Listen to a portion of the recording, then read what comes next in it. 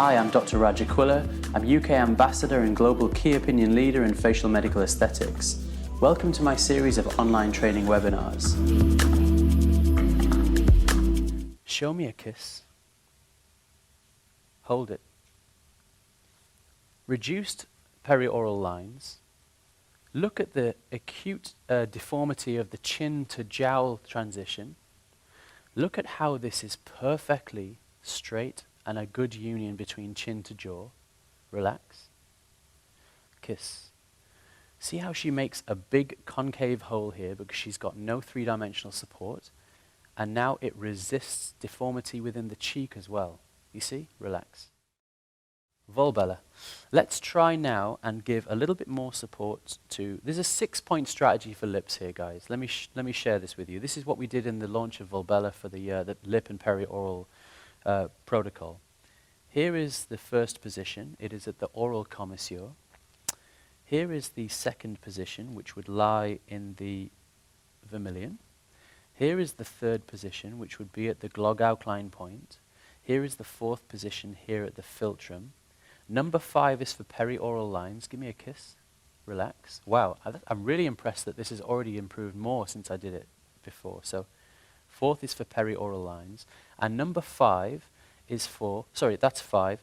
1, 2, yes, 5. And then number 6 is actually for volume. So it is upper and lower lip relationship with one another.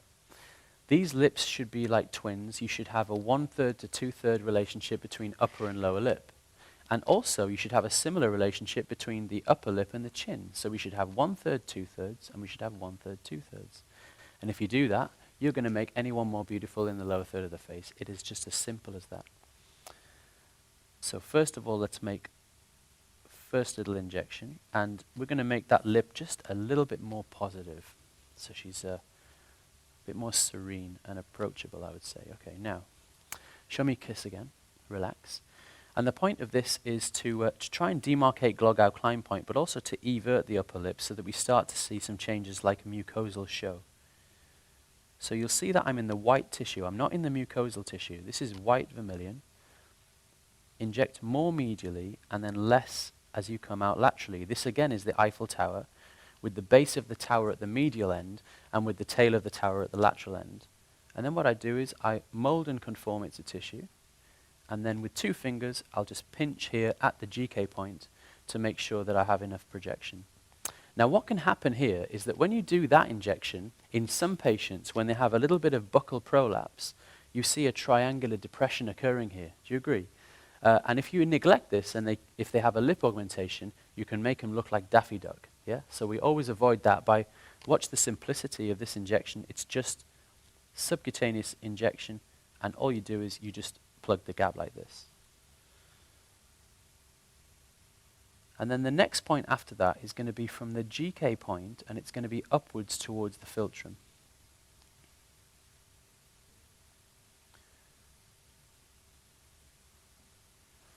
Now, do you see on the left-hand side, by not injecting the mucosal part of the lip, how we've generated a degree of increased mucosal show purely by an external rotation of the lip, which is this mechanism here, and showing more red tissue. So we take from the Glogau-Klein point, and then we're going to inject from here upwards in the philtrum, and watch how superficial this injection is. So it's just intradermal, or it's just barely subcutaneous. Identify the plane.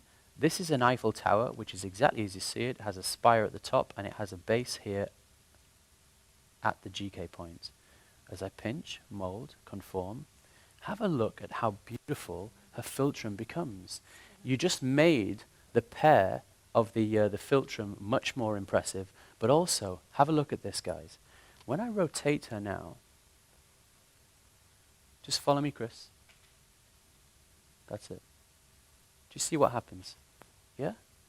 Again, like a slight eversion of the lip with a nice proud GK point. And look, there's another thing to bear in mind here. You see this upsloping of the lower lip? It mimics the upper lip now. The two become like twins. If you want to make that lower lip a little bit better, I'm going to break the protocol now, by the way, because I'm now going to lower lip volumetry. I'm going to show you another technique whereby we can take the GK point and then we can take the lower lip tubercle, external approach, always cutaneous. This is from my friend Boris Sommer from Germany. And as I come out, watch this now, how it just pops out. And let's take the other view again, Chris, as it was. That's it. Open your mouth gently. And as I mold, you'll see that the tissue will want to evert, close. Do you see the pair of twins now? Yeah? So you have two everted lips that are both kissing each other. You have two structures which are now in perfect vertical symmetry, just like this. Okay. Now let's have a look at something. Come straight. Give me a gentle kiss. More, more, more. Did I inject perioral lines? Do you remember? I didn't, did I?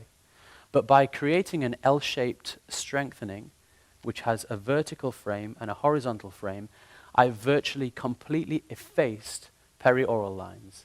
And this way, Marge Simpson can't enter the room, because we don't have to put volume into the upper lip. You're doing it all by an indirect approach. Okay, kiss again. Relax. Kiss. Relax. So she has only one line left here now. This is a perpendicular approach. This is from Kern de Boel in Belgium, who you probably know. So you put tiny little microdepots into the line itself, and the tiniest little mold, and then that should be full resolution. That injection was less than 0.05 total, so it's a minuscule. And Emma, I'm sorry to say this, I don't think you can achieve this with Juvenum Ultra, this kind of effect, because there's not so much peripheral spread. You know, there's not so much of this. Imagine Volbella. What it's doing here is, it is going into the tissue, it's integrating very fast, and it's becoming like a sheet. It's covering and coating and spreading on the underside of the skin and over the upper side of the muscle, and so it's giving stability. Ultra will not behave like that. It'll behave pretty much as you inject it within that point. Okay, kiss for me again. There we go. Perfect result, yeah? Okay.